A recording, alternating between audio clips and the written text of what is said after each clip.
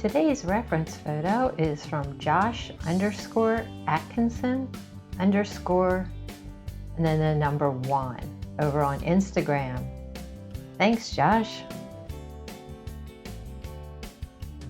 Okay, we start off by painting the lightest spots first. So the places where the sunlight is hitting the cardinal, which is being represented by a mixture of Hansa Yellow and the Cad Red.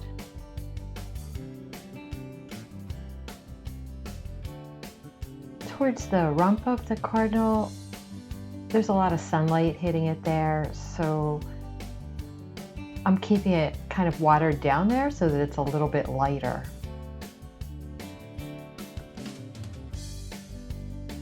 And there towards the bottom of the bird, it's a little bit darker, so that's where I'm using the Quin Red, which is a darker red than the Cad Red.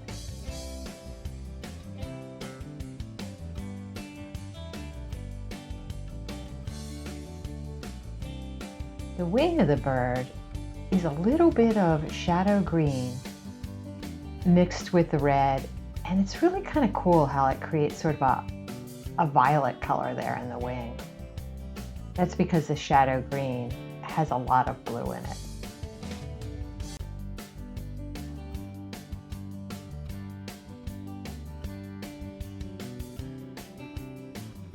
Just going through, trying to paint the places on the bird where the light hits the bird with the Hansa Yellow and the Cad Red. And the darker places with the darker red. There on the beak, I'm going to leave a little bit of white on the top beak. You can see in the photo reference there's a strong reflection there, and it actually is showing up as white.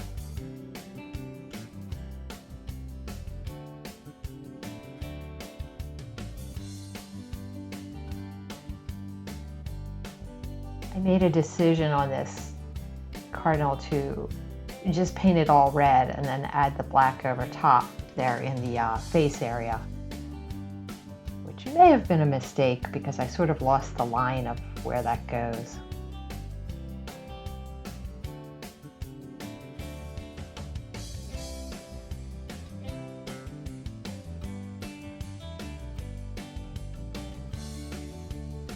Again, trying to paint the dark areas in with the darker Quin Red and the lighter areas in with a more watered down Hansa Yellow and Cad Red.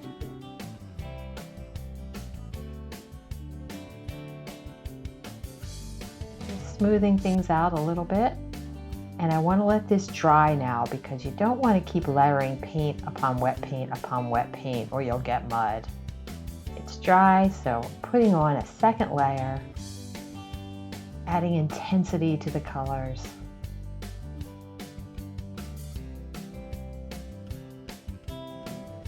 Really intensifying the dark places with a little bit of shadow green mixed in with that Quin Red.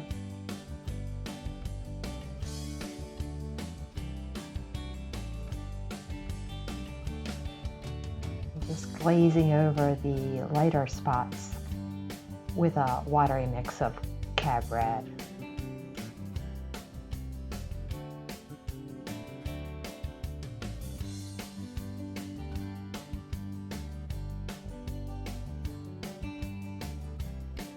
The wing still needs to be darkened up further, so I added another layer of the Quin Red and the shadow green.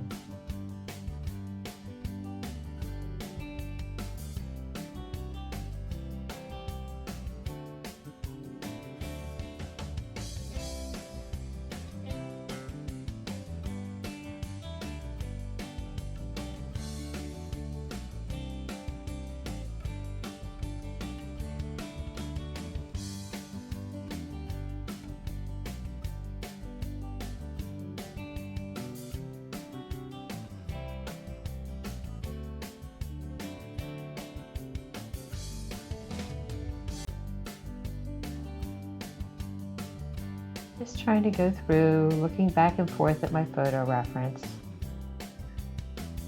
trying to see what the bird needs. And here I'm putting that mixture of shadow green and Quim Red, which makes a nice black. And I'm adding that right over top of the red.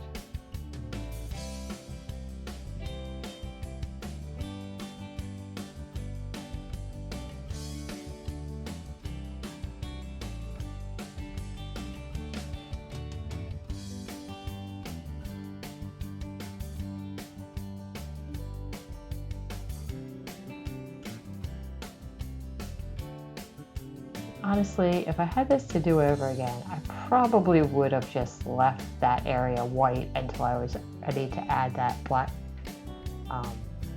because I did kind of lose the line of where the black goes, and I'm going to have to correct it later.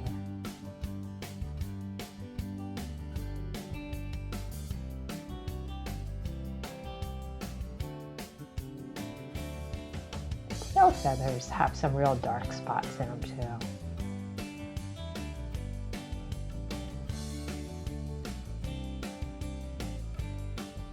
Trying to put in enough detail to suggest that there's more than 2 feathers sticking out of the back of that cardinal. Right there, I'm lifting a little color off with a damp brush.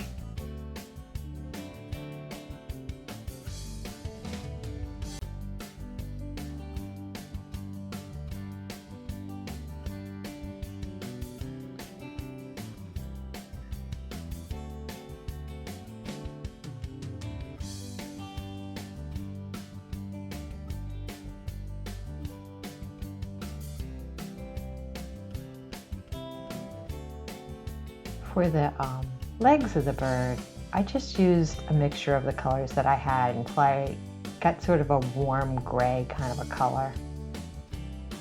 And you'll notice that the top of the front leg there is really in shadow, and the back leg too. It's important to notice those little value differences to make your bird read right.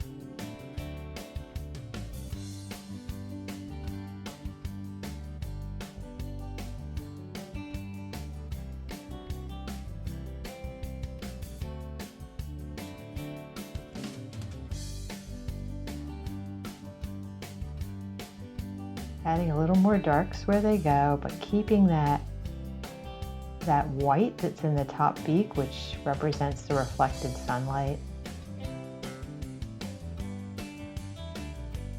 A little bit of yellow to the top beak because it really is bouncing off some sunlight there at the top.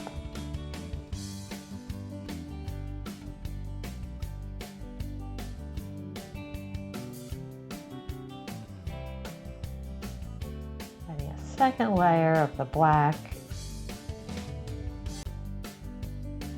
and that little line in between the beak.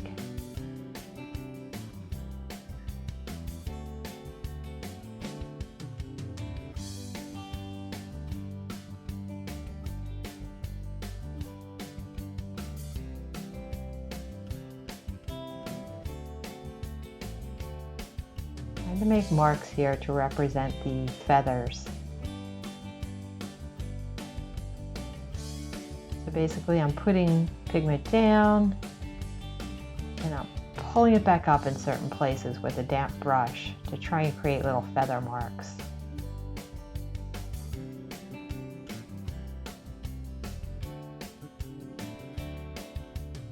I'm scratching in lines there.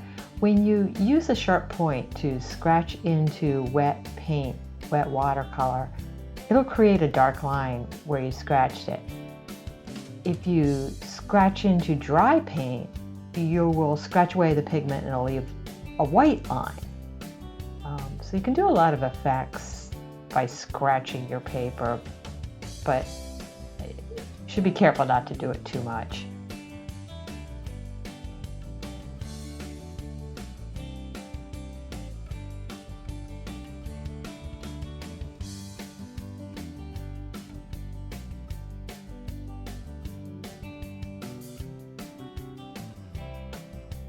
I'm correcting right here, I think I'm noticing that I need a little correction to the bird. I haven't quite got it in there the way I want it.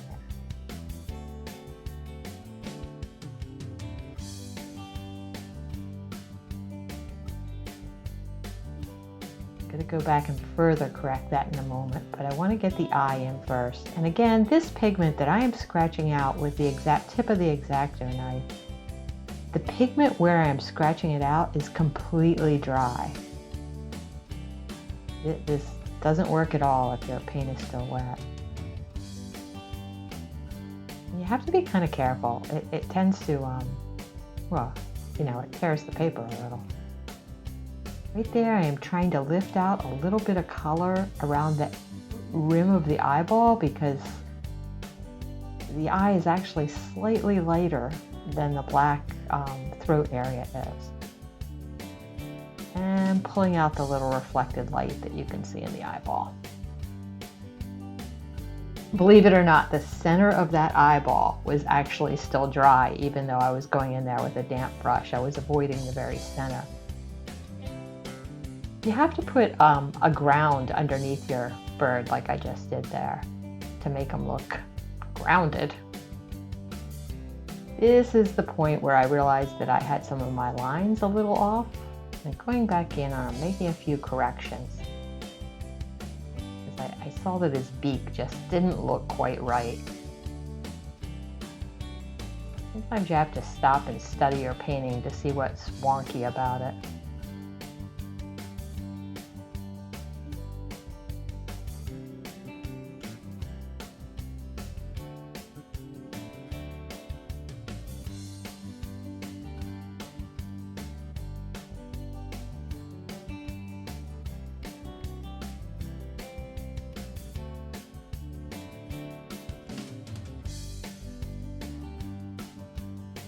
Some of those dark shadows that I'm adding in are actually going to dry a little bit lighter than you're seeing them right now.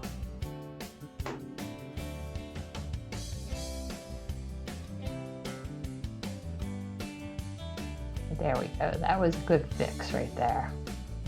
Okay, it dried. I like the way it looks, and that's a wrap. So you guys, if you like this video, please hit that subscribe button. It'll really help me out a lot. And I will see you in the next video. Thanks for joining me.